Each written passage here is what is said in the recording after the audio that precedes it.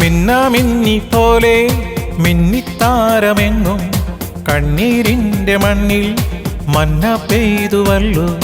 മിന്നാമിന്നി പോലെ മിന്നിത്താരമെങ്ങും കണ്ണീരിൻ്റെ മണ്ണിൽ മന്ന പെയ്തുവല്ലോ. ആഹാ ഉന്നതനെ വാഴ്ത്തിടാം ഉച്ചസ്വരത്തോടെ. ഓഹോ ഭിന്നതയാ ചങ്ങലകൾ പൊട്ടിനുറുങ്ങട്ടെ. ആഹാ ഉന്നതനെ വാഴ്ത്തിടാം ഉച്ചസ്വരത്തോടെ. ഓഹോ ഭിന്നതയാ ചങ്ങലകൾ പൊട്ടിനുറുങ്ങട്ടെ. മിന്നിത്താരമെങ്ങോ മിന്നാമിന്നിപ്പോലെ മന്ന പെയ്തുവല്ലോ കണ്ണീരിൻ്റെ മണ്ണിൽ.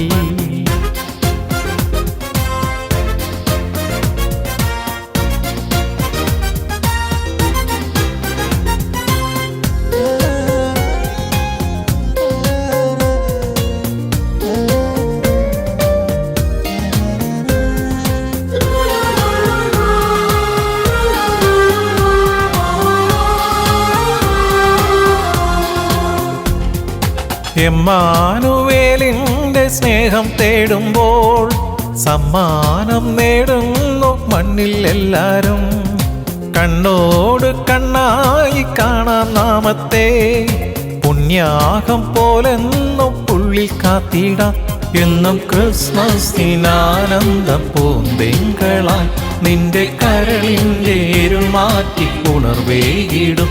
എന്നും ക്രിസ്മസിനാനന്ദം പൂന്തിങ്കളായി നിന്റെ കരളിൻ്റെ ഇരുൾ മാറ്റി ഉണർവേകിടും.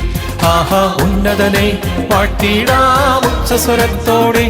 ഓഹു ഭിന്നതയാ ചങ്ങലകൾ പൊട്ടിനുറുങ്ങട്ടെ.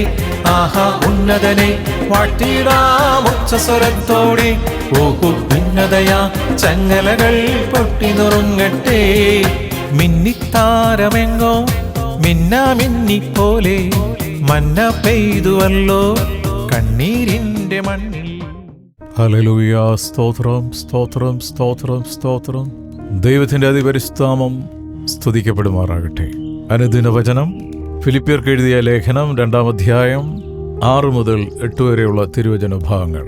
അവൻ ദൈവരൂപത്തിലിരിക്കെ ദൈവത്തോടുള്ള സമസ്തം മുറുകെ പിടിച്ചുകൊള്ളണം എന്ന് വിചാരിക്കാതെ ദാസരൂപമെടുത്ത് മനുഷ്യ സദൃശ്യത്തിലായി തന്നെത്താൻ ഒഴിച്ച് വേഷത്തിൽ മനുഷ്യനായി വിളങ്ങി തന്നെത്താൻ താഴ്ത്തി മരണത്തോളം കുരിശുമരണത്തോളം തന്നെ അനുസരണമുള്ളവനായി തീർന്നു. Who being in the form of God thought it not robbery to be equal with God, but made himself of no reputation, and took upon him the form of a servant, and was made in the likeness of men. And being found in the fashion as a man, he humbled himself and became obedient unto death, even the death of the cross. Amen. ഇന്നത്തെ ചിന്താവിഷയം The gift of peace, സമാധാനത്തിൻ്റെ സമ്മാനം. പരിശുദ്ധാത്മാവ് ദൈവമേ, തിരുവചന ഭാഗം ഞങ്ങൾക്കായി പഠിപ്പിച്ചു തരണമേ. അവിടുത്തെ വചനമായുള്ള സത്യം, ഈ സത്യത്താൽ ഞങ്ങളെ വിശുദ്ധീകരിക്കണമേ. ആമേൻ. ഒരു വിത്തിൽ നിന്ന് ദേവദാരുവിൻ്റെ വസന്തം തന്നെ ഉണ്ടാക്കുന്നവൻ ഒരു ഭ്രൂണമായിട്ടാണ് ജീവിതം ആരംഭിച്ചത്. നക്ഷത്രങ്ങളെ ഉണ്ടാക്കിയവൻ തന്നെത്താൻ ഒരു ഗർഭപാത്രത്തിൽ ഒതുങ്ങി സ്വർഗം മുഴുവൻ നിറയ്ക്കുന്നവൻ ഇന്നത്തെ സ്ഥിതിയിൽ കേവലം അതീന്ദ്രിയ ശബ്ദത്തിലെ ഒരു കണിക മാത്രമായി മാറുന്നു. യേശു അസ്തിത്വത്തിൽ ദൈവമായവൻ തന്നെത്താൻ ശൂന്യനാക്കി. ആ തിരുവചന ഭാഗമാണ് നമ്മൾ ഫിലിപ്പിയർ 2:6-7 വാക്യത്തിൽ വായിച്ചത്. സഹോദരങ്ങൾ, എന്തൊരു വിസ്മയവഹമായ ചിന്തയാണ് അല്ലേ? ഒരു കർഷക ഗ്രാമത്തിൽ സമതല പ്രദേശത്ത് ആട്ടിടയന്മാരുടെയും മാലാഖമാരുടെയും ആകാശത്തിലെ തെളിഞ്ഞ നക്ഷത്രങ്ങളുടെയും ഇടയിൽ ആടുകളുടെ കരച്ചിൽ അവൻ്റെ ആദ്യത്തെ താരാട്ട് പാട്ടാക്കി അവൻ ഭൂജാതനാകുന്ന ആ ചിത്രം ഒന്ന് മനസ്സിലൊന്ന് കേട്ടുനോക്ക്, കണ്ടുനോക്ക്. അവൻ നല്ല ആകാര വടിവും ഭംഗിയുമുള്ളവനായി വളർന്നു. നമ്മുടെ കർത്താവിനെ പോലെ സുന്ദരൻ അന്നും ഇന്നും എന്നും വേറാരുമില്ല. ഗുരുക്കന്മാരെ അമ്പരപ്പിക്കുന്ന വിധം വലിയ ചോദ്യങ്ങൾക്ക് ഉത്തരം പറയുന്ന ബാലനായി, സ്വർഗത്തിൽ നിന്ന് തന്റെ പിതാവിന്റെ അംഗീകാരത്തിനായി യോർദാനിൽ ഇറങ്ങി നിൽക്കുന്ന യുവാവായി വിജനപ്രദേശത്ത് പ്രാർത്ഥനയോടും ഉപവാസത്തോടും കൂടി സാത്താനോട് പോരാടി. അടുത്തതായി കർത്താവിന്റെ ജീവിതത്തിൽ നാം കാണുന്നത് ലോകത്തെ മാറ്റിമറിക്കുന്ന തരത്തിലുള്ള തൻ്റെ ദൗത്യം തുടങ്ങുന്നത് കാണാം. എന്താണത്? രോഗികളെ സൗഖ്യമാക്കി മുറിവേറ്റുകൊണ്ട് മുറിമുണക്കുന്ന വൈദ്യൻ, ദ ബെസ്റ്റ് ഡോക്ടർ, ഒരേ ഒരു ഡോക്ടർ, കുഷ്ഠരോഗിയെ തൊട്ട്. സാധാരണ മനുഷ്യൻ ഇത്തരത്തിലുള്ളവരിൽ നിന്നും ഒത്തിരി അകന്നു നിൽക്കും. എന്നാൽ ഈ ഡോക്ടർ കുഷ്ഠമുള്ള രോഗികളെ തൊട്ട് സൗഖ്യമാക്കി. അശുദ്ധന്റെ പാപം മോചിച്ചു. പാവനിയായ സ്ത്രീക്ക് പാപമോചനം കൊടുത്തു. അവനൊരു തോട്ടത്തിൽ മുട്ടുകുത്തി അതിവേദനയോടെ പ്രാർത്ഥിക്കുമ്പോൾ അവർ അവനെ പിടിക്കുന്നതും ഏറ്റവും അടുത്ത സുഹൃത്തുക്കൾ അവനെ വിട്ടോടിപ്പോകുന്നതും ഒന്ന് ഭാവനയിൽ കൊണ്ടുവരിക, ഒന്ന് കാണുക. മുഖത്ത് തുപ്പലേറ്റ് മനുഷ്യനെ ഉണ്ടാക്കി അവന്റെ മൂക്കിൽ ദൈവത്തിന്റെ ശ്വാസമൂതി അവന്റെ വായിൽ ഉമിനീര് കൊടുത്ത ആ ദൈവത്തിന്റെ മുഖത്താണ് തുപ്പിയത്. ലോകത്തിന്റെ പാവം ചുമലിലേറ്റി 2 മരത്തടികളിൽ മേൽ ക്രൂശിക്കപ്പെട്ടതും ഒന്നോർക്കുക.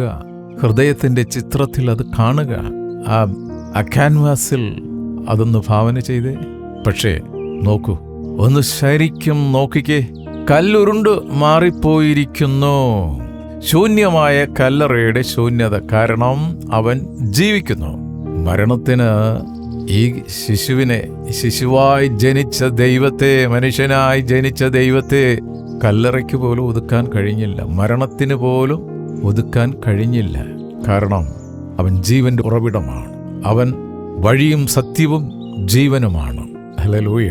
അനേക പ്രബലന്മാരുടെ കല്ലറ അടഞ്ഞു കിടക്കുമ്പോൾ ഈ ജീവനുള്ള ദൈവം, മനുഷ്യനായി പിറന്ന ദൈവം, ഈ യേശു ജനിച്ചത് മരിക്കാൻ വേണ്ടിയാണ്. സാധാരണ നമ്മൾ മനുഷ്യൻ ജനിക്കുന്നത് ജീവിക്കാൻ വേണ്ടിയാണ്. എന്നാൽ യേശു ജനിച്ചത് മരിക്കാൻ വേണ്ടി. ആർക്ക്? മകനെ, മകളെ, നിനക്കും എനിക്കും വേണ്ടിയാണ്. അവൻ ജീവിക്കുന്നു. നോക്കൂ, ദൈവം അവനെ ഏറ്റവും ഉയർത്തി. ഹല്ലേലൂയ. ഫിലിപ്പി ലേഖനത്തിൽ നമ്മൾ വായിക്കുന്നുണ്ട് 9-ാമത്തെ വാക്യത്തിൽ, അവന്റെ നാമം സ്വർലോകവും ഭൂലോകവും നിറഞ്ഞിരിക്കുന്നു. 10-11 വാക്യത്തിലുണ്ട്. ഫിലിപ്പി ലേഖനം 2-ാം അധ്യായം 10-11 വാക്യത്തിൽ. നക്ഷത്രങ്ങളുടെ സൃഷ്ടാവായവൻ അൾട്രാസൗണ്ടിലെ ഒരു കണികയായി. ഇതാണ് നമ്മൾ ഇന്ന് ലോകമെമ്പാടും ആഘോഷിക്കുന്ന Christmas, the gift of peace, സമാധാനത്തിന്റെ സമ്മാനം. ഒന്ന് ചിന്തിച്ചു നോക്കുക സഹോദരങ്ങളെ. യേശു ഒരിക്കലും ജനിച്ചില്ലായിരുന്നെങ്കിൽ ജീവിതവും ചരിത്രവും എന്താകുമായിരുന്നു? ഈ കർത്താവിന്, ആ കർത്താവ് ജനിച്ചപ്പോൾ, ജ്ഞാനത്തിന്റെ ഉറവിടം ജനിച്ചപ്പോൾ, സൃഷ്ടാവ് സൃഷ്ടിയെപ്പോലെ വന്നപ്പോൾ അവനെ തേടിയിറങ്ങിയത് ജ്ഞാനികളായിരുന്നു. അവർ കൊണ്ടുവന്നത് ആ ജ്ഞാനത്തിന്റെ മുൻപിൽ ജീവനുള്ള ദൈവമായ യേശുവിന്റെ മുൻപിൽ സമർപ്പിച്ചു. നമുക്കെന്ത് സമർപ്പിക്കാൻ കഴിയും? നമ്മളെ തന്നെ ഈ കർത്താവിന്റെ മുൻപിൽ സമർപ്പിക്കാം, പ്രാർത്ഥിക്കാം.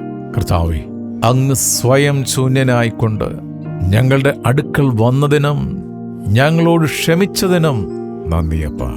ഓരോ നിമിഷവും അങ്ങന്റെ ഹൃദയമാകുന്ന പുൽക്കൂട്ടിൽ ജനിക്കണമേ. മനുഷ്യത്വമുള്ള മനുഷ്യനായി, സഹജീവിയെ സ്നേഹിക്കുന്നവരായി, അങ്ങനെ അവിടുത്തെ ജീവൻ ഞങ്ങളിൽ എന്നും നിലനിൽക്കുവാൻ സഹായിക്കുന്നതിനായി നന്ദി. ഇന്ന് തിരുവചനം ശ്രവിച്ച ഓരോ മക്കളെ ഓർത്ത് പ്രാർത്ഥിക്കുന്നു. കുടുംബമായി സമർപ്പിച്ച് പ്രാർത്ഥിക്കുന്നു. ഞങ്ങൾ ഓരോരുത്തരും ചേർന്ന് നിൽക്കുന്ന കൂട്ടായ്മ ഓർത്ത് പ്രാർത്ഥിക്കുന്നു. സ്തോത്രം.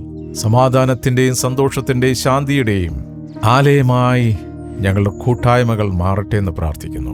ഞങ്ങൾ അന്യോന്യം ഒരു അനുഗ്രഹമായി ഞങ്ങളോട് അനേകർ അനുഗ്രഹം പ്രാപിക്കുവാൻ കൃപ ചെയ്യണം. ഞങ്ങളുടെ പ്രാർത്ഥനാ സഹായം ആവശ്യപ്പെട്ടിരിക്കുന്ന ഓരോ മക്കളെയും സമർപ്പിച്ച് പ്രാർത്ഥിക്കുന്നു. കർത്താവേ, ലോക സമാധാനത്തിന് വേണ്ടി പ്രാർത്ഥിക്കുന്നു. സമാധാന പ്രഭുവേ, അവിടുത്തെ തിരുക്കരം ഓരോ രാജ്യത്തിന്റെ മേൽ വയ്ക്കണമേ. അങ്ങയ്ക്ക് വേണ്ടി, അവിടുത്തെ തിരുവചനത്തിന് വേണ്ടി തങ്ങളെ തന്നെ പൂർണ്ണമായി ത്യജിച്ചുകൊണ്ട് മാറ്റമില്ലാത്ത സത്യത്തിന് വേണ്ടി നിൽക്കുന്ന വിശുദ്ധരെ ഓർത്ത് പ്രാർത്ഥിക്കുന്നു. അവിടുത്തെ രണ്ടാമത്തെ വരവിന് മുമ്പ് അനേകരെ തീച്ചുളയെന്ന് വലിച്ചു രക്ഷിക്കുവാൻ ഞങ്ങൾ ഓരോരുത്തരെയും തിരുക്കരങ്ങളിൽ അങ്ങയുടെ ഉപകരണമായി അവിടുന്ന് അഭിഷേകം ചെയ്യുന്നതിനായി സ്തോത്രം. വിശേഷാൽ പ്രിയ മക്കളെ ഓർത്ത് പ്രാർത്ഥിക്കുന്നു, കുഞ്ഞുങ്ങളെ ഓർത്ത് പ്രാർത്ഥിക്കുന്നു.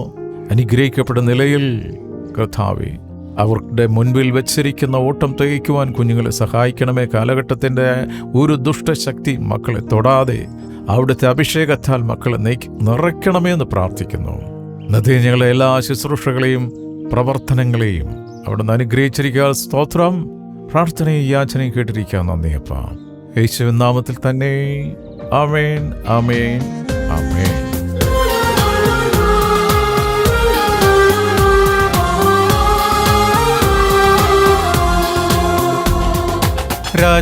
രാജാതിരാജന്റെ വീടി പുൽക്കൂട് കാണുമ്പോൾ അന്തിച്ചു നിൽക്കുന്നു നാം. കൺമുൻപിൽ കർത്താവ് വിതറും സത്യങ്ങൾ കാണാതെ പോകുന്ന അന്ധതയാണുള്ളിൽ. മണ്ണിൽ ഒട്ടേറെ പുൽക്കൂട്ടിൽ ഉണ്ണി പിറന്നാലും എൻ്റെ മനസ്സിൽ തീർന്നില്ലേ അത് വ്യക്തമായി. മണ്ണിൽ ഒട്ടേറെ പുൽക്കൂട്ടിൽ ഉണ്ണി പിറന്നാലും എൻ്റെ മനസ്സിൽ തീർന്നില്ലേ അത് വ്യക്തമായി. ആഹാ ഉന്നതനെ വാട്ടിടാം ഉച്ചസ്വരത്തോടെ. ഓ ഭിന്നതയാ ചങ്ങലകൾ പൊട്ടിനുറുങ്ങട്ടെ. ആഹാ ഉന്നതനെ വാട്ടിടാം ഉച്ചസ്വരത്തോടെ. ഓഹോ ഭിന്നതയാ ചങ്ങലകൾ പൊട്ടിനുറുങ്ങട്ടെ. മിന്നാമിന്നിപ്പോലെ മിന്നിത്താരമെങ്ങും കണ്ണീരിൻ്റെ മണ്ണിൽ മന്ന പെയ്തുവല്ലോ. മിന്നിത്താരമെങ്ങോ മിന്നാമിന്നിപ്പോലെ മന്ന പെയ്തുവല്ലോ കണ്ണീരിൻ്റെ മണ്ണിൽ.